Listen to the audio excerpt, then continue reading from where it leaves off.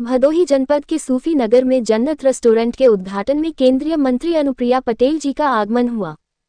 भदोही जनपद के जंगीगंज क्षेत्र में केंद्रीय मंत्री अनुप्रिया पटेल जी का एक रेस्टोरेंट के उद्घाटन समारोह में उपस्थित होने पर भदोही जनपद में उथल पुथल मच गया। वहीं और नेताओं का कहना है कि चुनाव मुद्दा को देखते हुए अनुप्रिया पटेल जी का 2024 चुनाव लोकसभा को लेकर संपर्क जोरों पर चल रहा है।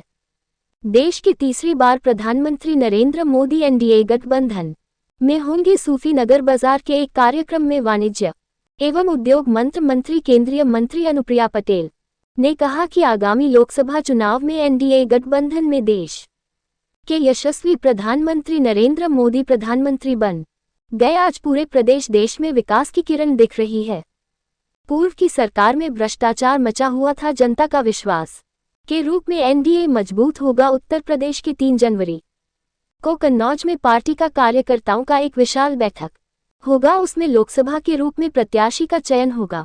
हर मंडलों में कार्यकर्ताओं की बैठक कर पार्टी को मजबूत किया जा रहा है। प्रधानमंत्री के नेतृत्व में सीटों का बंटवारा होगा। जिस तरह प्रधानमंत्री नरेंद्र मोदी के कार्यकाल में गरीब परिवार को सीधे लाभ मिल रहा है। लाखों गांव में विकसित भारत यात्रा संकल्प के माध्यम योजना का जानकारी दी जा रही है। मिर्जापुर जनपद में विकास की किरण देखने को मिल रही है। भदोही जनपद से भी लगाव है। पार्टी के कार्यकर्ताओं ने गर्मजोशी के साथ स्वागत कर फूल मालाओं से लाद दिया तथा राजेंद्र सिंह पटेल ने स्मृति चिन्ह गुलदस्ता भेंट कर सम्मानित किया। इस मौके पर विधायक आर.के. पटेल, पूर्व सांसद नागेंद्र सिंह पटेल, विंध्यवासिनी उपाध्याय, अश्वनी मिश्रा, सुनील पटेल सहित अनेक लोग मौजूद रहे।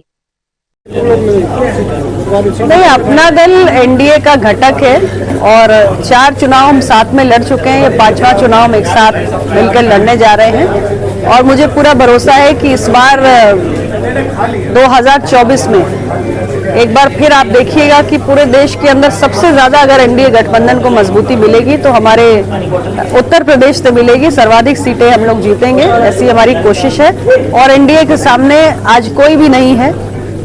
और मुझे लगता है कि जनता का बढ़ता हुआ विश्वास जो है उसके आधार पे मैं कह रही हूँ कि आने वाले चुनाव में एनडीए एक शानदार सफलता की ओर अग्रसर है। मैम, गुहार चल रही है कि भदोही समेत अन्य लोकसभा क्षेत्रों में भी अपना दल अपना प्रत्याशी उतारने के मूड में, इसके पर क्या कहेंगे? देखिए, अभी मैंने आपको बताया कि अभी फिलहाल हम पूरे प्रदेश के अंदर अपने पार्टी के संगठन विस्तार में लगे हुए हैं, क्योंकि जमीनी स्तर पर जब तक बूथ स्तर तक का संगठन मजबूत नहीं है चुनाव में प्रदर्शन प्रभावित हो सकता है। इसलिए फिलहाल हमारी योजना यही है कि संगठन के जितने कील काटे हैं उसको दुरुस्त किया जाए और इसी में हम सभी कार्यकर्ता, सभी पदाधिकारी लगे हुए हैं। सीटों के बंटवारे को लेकर अभी कोई विषय ही नहीं है और पार्टी तो हर सीट पर तैयारी करती है, तो हर संगठन अपने आप को तैयार करता है, हम भी कर रहे हैं। अब की बार 400 पार का जो नारा चल रहा है मैडम, कहाँ तक सार्थक मानती है? देखिए, मैं आंकड़ों के जाल में नहीं फंसूंगी। मैं इतना आपको पूरे विश्वास के साथ कह सकती हूँ कि जिस तरीके से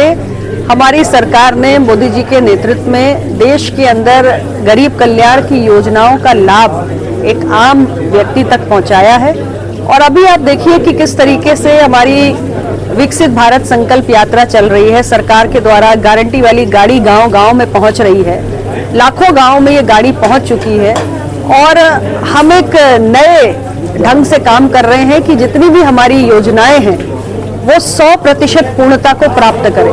तो इतने कमिटमेंट के साथ जब हम काम कर रहे हैं तो मुझे पूरा विश्वास है कि पिछली बार से भी जबरदस्त जीत देश की जनता एनडीए गठबंधन की दर्ज करा के हमारी सरकार की हैट्रिक लगाएगी और माननीय प्रधानमंत्री जी तीसरी बार देश के प्रधानमंत्री बनने का गौरव प्राप्त करेंगे। मिर्जापुर भदोही जोड़ने के लिए रामपुर पुल जो है काफी चर्चा में, इसमें काफी प्रयास उसमें देखने को मिला, तो इस पर क्या कहेंगे? क्या चुनाव पुलिस ने कुछ होना है कि बस ऐसे वो चुनावी मुजला रह जाएगा?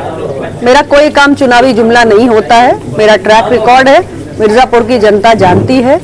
ये काम भी पाइपलाइन में है, इसकी भी सैद्धांतिक स्वीकृति हो गई है और ये काम आगे भी बढ़ रहा है और मुझे किसी प्रकार का कोई प्रमाण देने की जरूरत नहीं है, क्योंकि मेरे कामों को फलीभूत होते हुए मिर्जापुर ने देखा है। मेरे 9.5 वर्ष के कार्यकाल में मिर्जापुर ने विकास की एक नई यात्रा को तय किया है।